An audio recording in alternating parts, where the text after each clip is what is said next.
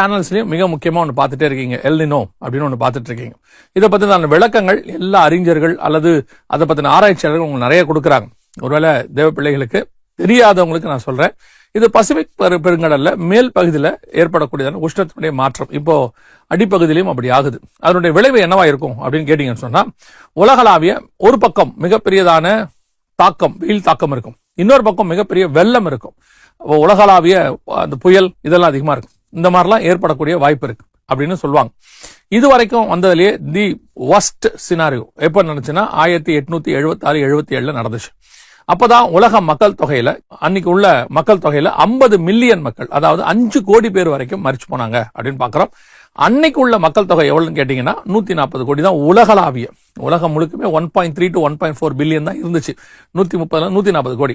இதுலயே கிட்டத்தட்ட 3 கோடியில இருந்து 5 கோடி ஜனங்கள் வரைக்கும் செத்து போயிருக்காங்க. இது என்ன பண்ணும் அப்படின்னு கேட்டீங்கன்னா, பெரிய காலநிலை மாற்றத்தை உருவாக்கும். மிகப்பெரிய காலநிலை மாற்றம் எந்த அளவுக்கு உருவாக்கும்னா, உஷ்ணம் அதிகமாகும், விவசாயம் படுத்து போகும், மழை இருக்காது, அதனுடைய பஞ்சம், உணவு பஞ்சம் உச்சநிலை அடையும். அது இந்தியாவில் மிகப்பெரிய தாக்கத்தை ஏற்படுத்துச்சு. அது மட்டும் அல்லாதபடிக்கு தமிழ்நாட்டுல மிகப்பெரிய தாக்கத்தை அதை ஏற்படுத்துச்சு அப்படின்னு சொல்லி பாக்குறோம். ஆனா இப்போ அதுக்கு விட ஒஸ்டா ஒண்ணு வருதுன்னு சொல்றாங்க. எந்த அளவுக்கு அப்படின்னு கேட்டீங்கன்னு சொன்னா, கடந்த வாரத்துல மட்டும் உலகத்திலேயே அதிக உஷ்ணம் கொண்ட 50 சிட்டி இந்தியால இருந்திருக்கு. அது மட்டுமல்ல, உச்சத்தினுடைய மிக முக்கியமான காரியத்தெல்லாம் உத்தரப்பிரதேஷ் பார்த்திருக்குது. இப்போ அந்த உஷ்ணம் ஜூலை மாசம் மிகப்பெரிய அளவில் ஆரம்பிக்க போகுதுன்னு சொல்றாங்க.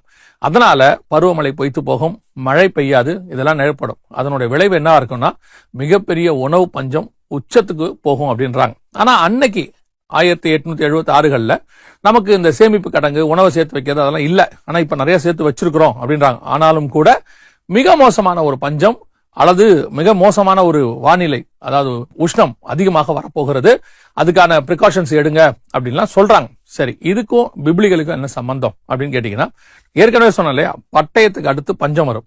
இந்த 3ஆம் உலக யுத்தம் இப்ப ஆரம்பிக்கிற, இந்த நடந்து கொண்டிருக்கிற காரங்கள் ஒரு ட்ரிகர் ஆகி ஒரு பெரிய லெவல்ல போகும்போது இந்த எல்னினோ, இதனால ஏற்படக்கூடிய பஞ்சம் இதுவும் சேர்ந்து கொள்ளும். அதான் பைபிள்ல 2வது பஞ்சம் இருக்கு. அந்த பஞ்சம் தான் இந்த பஞ்சமானா, என்னை பொறுத்த வரைக்கும் யுத்தத்தோடு கூட ஒரு பஞ்சம் வரும். அது ஏற்கனவே ஸ்டேட் ஆஃப் ஹார்மஸ் வழியா நமக்கு ஆரம்பிச்சிருச்சு.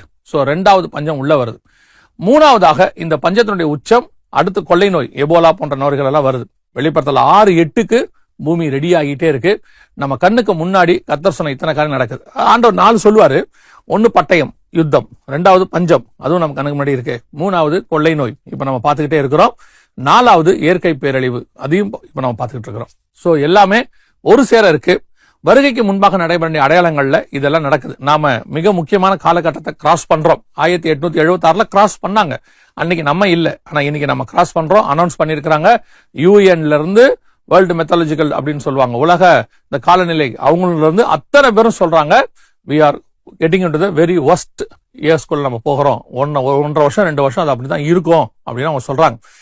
இவைகளுக்கு நடுவில் கர்த்தர் நம்மை பாதுகாக்க வல்லமை உள்ளவராய் இருக்கிறார். நிச்சயமாகவே பஞ்சத்துக்கு நடுவில் போஷிக்கிற தேவன் நம்முடைய தேவன். எந்த பஞ்சம் உச்சநிலை அடைஞ்சிச்சு இஸ்ரேல்ல, கர்த்தர் நம்மளை பாதுகாத்தார், எலியாவை பாதுகாத்தார்னு பாக்குறோம். அதே தேவன் நம்மை பாதுகாக்க வல்லமை உள்ளவராய் இருக்கிறார். கவலைப்படாதிருங்கள். ஆண்டவர் திருப்பி திருப்பி அதான் சொல்றாரு, கவலைப்படாதிருங்கள், கர்த்தருடைய கரம் என்னைக்கு நம்ம கூடவே இருக்கிறது.